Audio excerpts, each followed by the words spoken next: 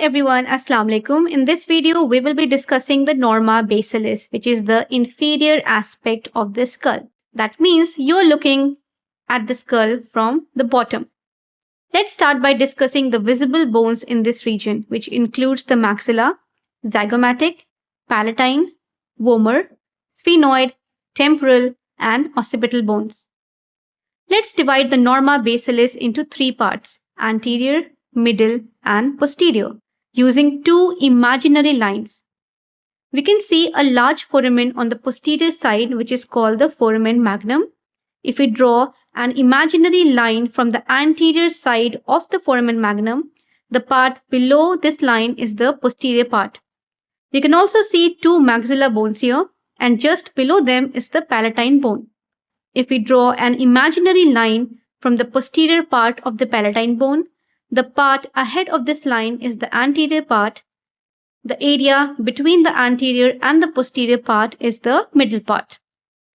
Let's discuss foramens now. In the anterior part, we have the incisive foramen, followed by the greater palatine foramen. Just below the greater palatine foramen, we have the lesser palatine foramen.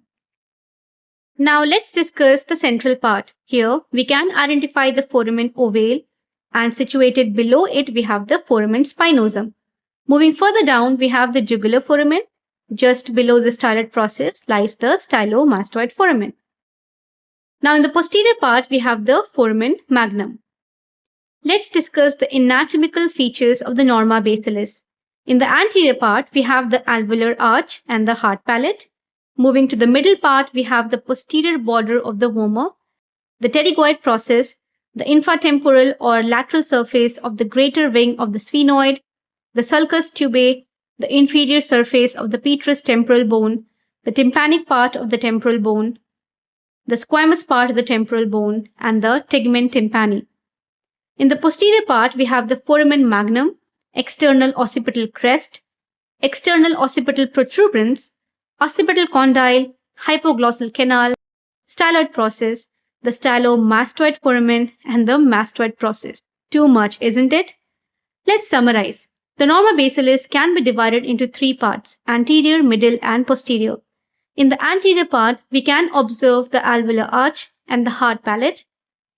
In the middle part, we have the posterior border of the vomer, pterygoid process, infratemporal or lateral surface of the greater wing of sphenoid, sulcus tubae, inferior surface of the petrous temporal bone, tympanic part of temporal bone, squamous part of temporal bone, and tegmen tympani.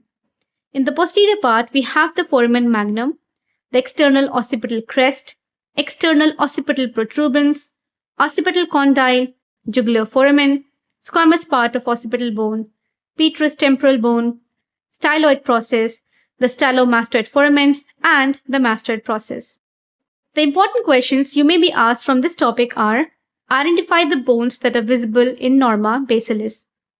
Name the structures that pass through the following foramen: incisive foramen, greater and lesser palatine foramen, foramen ovale, foramen spinosum, jugular foramen, and foramen magnum.